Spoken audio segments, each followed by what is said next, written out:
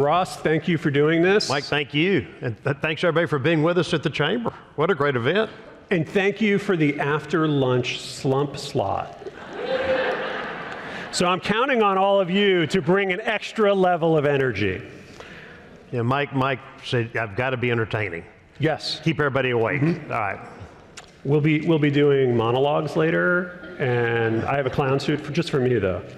So, Ross, we're going to talk about public-private partnerships. You spent your career bringing government and business together on big projects, but for those who haven't done it, why should they consider it? Why don't we just let government do government stuff and businesses do business stuff? Yeah, Mike, it's a great question, and I'm in the real estate business. And so in real estate, half of what we do is politics. You think about, we're in zoning. Every week we're in zoning. We're in planning meetings. We're working with the counties and the cities and the state. And so these are big projects. It takes a lot of political oversight. So if you're in real estate, you're in a public-private partnership already. So now the question is, how can you enhance that? How can you make it better? So I think the first question is, we don't have a choice in real estate. The second is, how can you enhance it and make it better?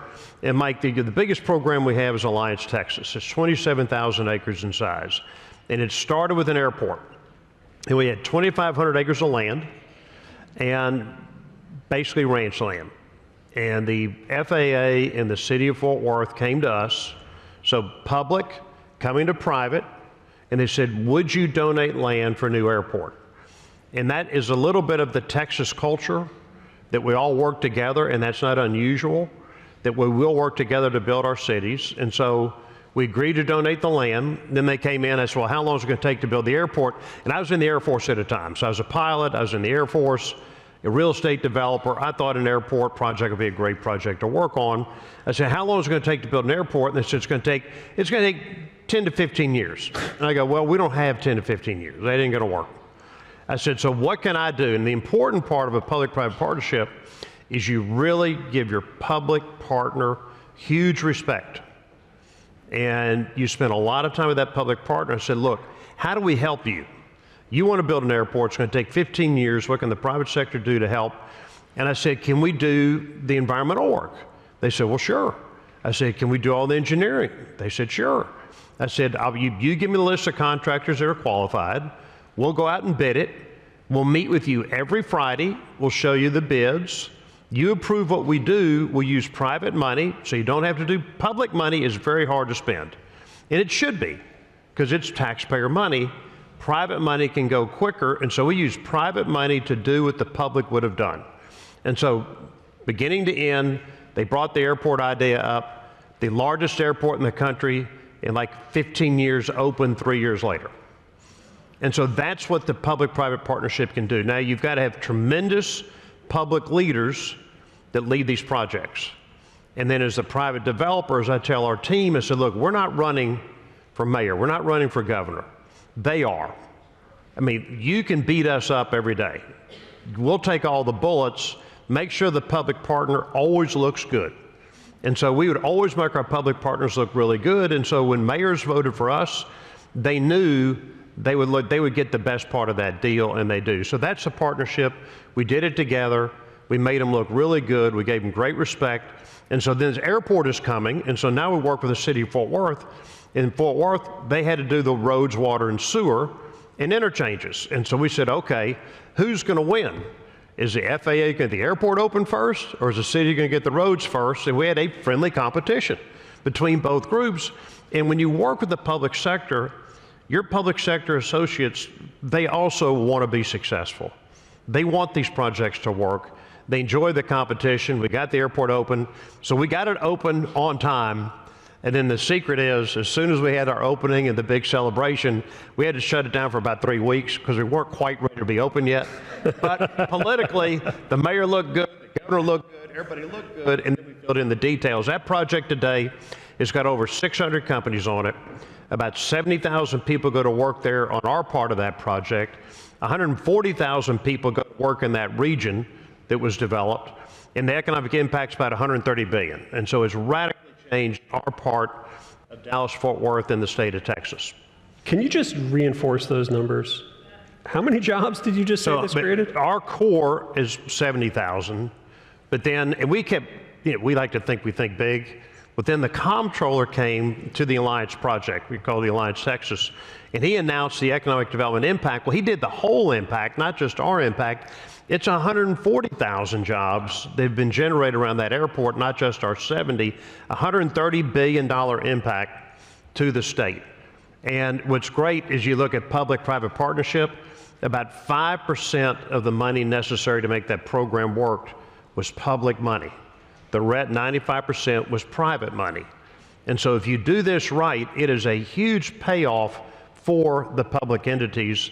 And we have now paid the city of Fort Worth, I think, over $1 billion in taxes. The school district, like $1.5 billion in taxes. And these taxes go on in perpetuity. As I'm talking to the political leaders, I said, look, can I have your deal? You take my deal where I risk all the money. Can I have your deal where I tax in perpetuity? They said, no, we'll take that deal. You take the risk. So if you balance it right, great for the community. It really works. And in our world, so one of your questions I think you asked is, well, why do we do it? Yeah. We do it because we could have sat there for 10 to 15 years with no activity, or we could have sped it up. And so it's really time, value, and money is why we get in there and help get it done. But then, as a developer, you get a reputation. And so we've got a reputation for big public-private partnerships, and so then we get more and more cities and states come to us and they said, would you take over our project? And so I was talking about San Bernardino Airport earlier this morning, or this afternoon. That was the old Norton Air Force Base. So we went to Norton. The city now took it back from the Air Force. We formed the same public-private partnership with San Bernardino and have had a huge economic impact over the past 20 years. We did it at Cecil Field in Florida, and we're doing it in other airports and other areas around the country. So if you do it right, you develop the reputation, more and more cities and states want you to do it. So this is Texas, pro-growth, easy to work in, and we made it work in California. Tough to work, negative growth, but we made it work. So this conference is called Business Solves. What are some of the problems that public-private partnerships are actually solving, and what happens if we don't create more of them? If you don't, first of all, as you can tell, you look at the federal government, it's really broke. I mean, almost a $30 trillion deficit, 26, 27 trillion. We're spending $2 trillion more a year than we have. That isn't going to last. And so you're going to have a lot of pain in the system as we try to clean this up. If we're going to move forward, the federal government needs the private sector to help them achieve their public policy goals. And so we're all going to have to find creative, entrepreneurial, for-profit ways to help the cities, the states, and the federal government achieve their goals. And so look at the huge defense spending that we're going to have. Unfortunately, we're back to Arsenal for Democracy. Well, look at what Silicon Valley's done. You've got all these great new defense tech startup firms using private money. Private money gets the concept started. They then partner with the Pentagon to perfect it. I mean, the next generation weapon systems will be coming from the entrepreneur, risking private funds, then the federal government picks it up. We're all going to have more and more of that activity to make it work. So you have a lot of experience. Let's say that there's someone in this room is considering her first partnership with government. What are the three most important things they need to get right from the beginning? Well, make sure that there really is a public need. Whatever public group you're talking to, make sure you're solving a problem they have. Because if you're solving their problem, it goes a lot quicker. Then the other point, which I mentioned, great respect, really listen, and spend a lot of time with the constituency groups around that public entity and get to know them very well, and make it easy for your public partner to support. And so we've got projects where you spend lots of time in the neighborhoods with all the homeowners, getting them all excited about what you're going to do. So when they call their city council person, they go, look, we really want this project. That becomes an easy vote for your politician. So do as much work as you can for your political leaders to give you that yes vote and make it an easy vote for them. Are there any common mistakes that you see people make as they embark on these public-private partnerships? I think, of course, first, many people, they're not willing to take the risk to engage with the public sector because it looks too tough. And Is it tough? it's interesting when but again, I don't think it's tough because I grew up doing it and I'm used to it. But then fast forward to another story that we did. So we bought the Dallas Maverick basketball team. And the reason we bought it is the city of Dallas needed a new arena. And the city couldn't get it done. And literally the city leaders called me up and they said, look, you're doing all this big work in Fort Worth. You've got to come to Dallas and do something big. And I said, okay, we'll find something in Dallas to do. This arena was broken. And if you're local from Dallas, you remember the story, but the city of Louisville, Texas had a vote to put the Dallas Mavericks in Louisville, and the city turned it down. Well, Don Carter was the owner of the Mavericks. Don Carter was not used to real estate, not used to politics. You know, in business, a lot of businessmen and women get really frustrated with politics. You know, again, we don't because we're kind of used to it. And I went to Don, I said, Don, look, I can help. I want to do something big in Dallas. I can help get the arena done. I need to own part of the team to give me credibility to do the arena. I think I bought 60% from Don to become the majority owner. So we used the Dallas Mavericks, teamed up with the Stars, built the arena. The only time we had to have a vote with the citizens of Dallas. And when it says a true public-private partnership where the citizens of Dallas had to vote on this partnership.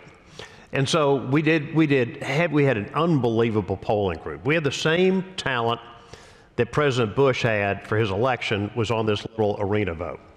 And so we had the top pollsters, the top ad people, et cetera. In the polling, the citizens of Dallas said, we don't really care about an arena. And we said, well, what if we did a big economic development project that brought jobs and taxes to the city? They said, well, yeah, we'd vote for that. And then we pointed out areas around downtown Dallas for the arena. And we picked one site that was the most blighted part of downtown Dallas. It was a railroad yard, power plant, grain silos, meat packing.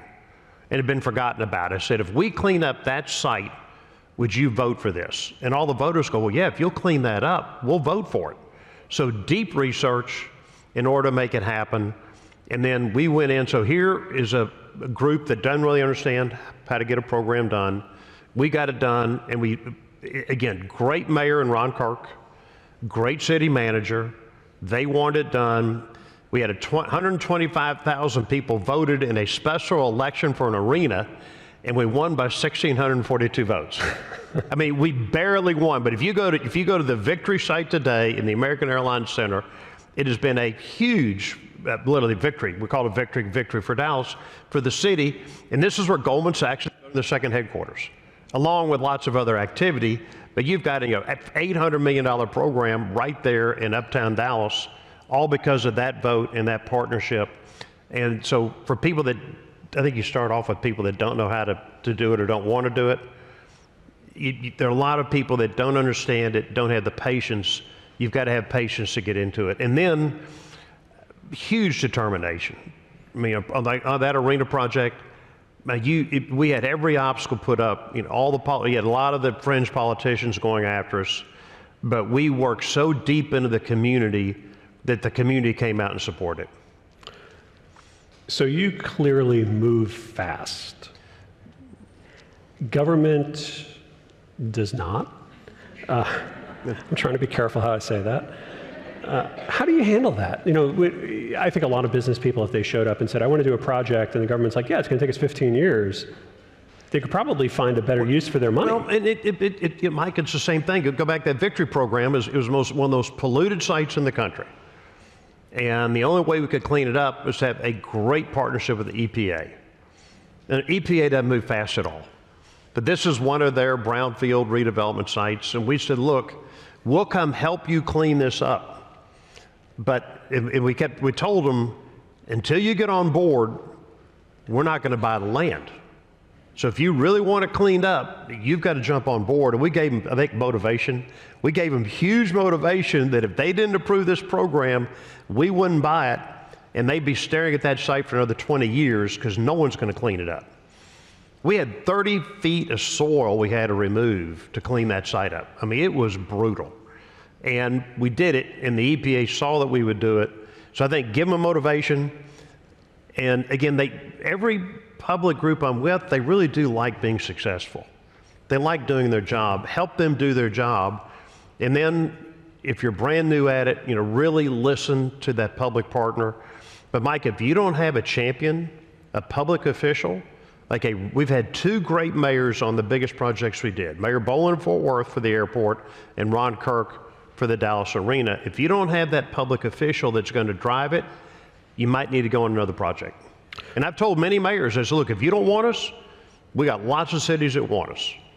And another one, very difficult. We were in the city of Detroit. And the old Detroit fairgrounds have been, I think, dormant for 30 years. Imagine the politics of buying the fairgrounds in Detroit and putting 2 million square feet of Amazon facilities on it. But we brought 2,000 jobs, great jobs, to inner city Detroit. That politics was tough, but again, we got it done because there was a need. So you have a storied history in America's aviation story. Go to the Smithsonian if you want to learn more about that. But I wasn't surprised to see that you're testing flying cars at Alliance. Sure. How do you take that, just to build on the kind of the difference between government and industry, how do you bring that kind of innovation into something that is a public-private partnership? Because the government tends to be, generally speaking, less innovative. There are exceptions, but generally they're less comfortable with things that kind of break the mold. How does that work? We have found with the new Mobility Innovation Zone at Alliance and all the new technologies that are coming, which I mentioned earlier in the defense tech, there's the flying cars, it's the drones, it's Google Wing. There's this huge revolution coming, and our team is right in the middle of it, and we want to be in the middle of it, and we've got a conference called UP, the UP conference, and we have it either in Bentonville with Walmart or in Alliance on our project. And we bring the top 300 entrepreneurs from all over the world. Trillions of investable dollars come and talk to these young entrepreneurs, our old entrepreneurs, and we bring the public officials. And so we bring the head of the FAA, we bring the head of Army Futures Command, we bring the people from the intelligence community. We bring all these different groups together in a room, and they see the idea, they see the vision, and that's how you get your public partner excited. Because the military's got huge demands on how they're going to fight the next war. This entrepreneurial group can help solve their problem. And again, these men and women want to be successful. We help them be successful. So we bring them together. We let them talk. They see the vision. We're solving a problem that we know they have. And that's how you get them to really move. In our government, our military sector can move quickly. And if this project is smaller, there's pretty good R&D money out there for small projects. As they get bigger, it gets more complicated. Well, I can't think of a better way to make the point that business solves than what you just said. Absolutely. Well, this is what we do. Well, thank you very much for taking the time, Mike, Ross. and the entrepreneurs in the room, and you are the foundation of our economy. And it's the ideas that you have and your vision, your passion, your enthusiasm. That's why our country continues to lead the world with the strongest economy in the world. And we will continue to do so. Amen. Well, thank you very much. Thank you. Thank you. Yes, sir. Thank you. All right.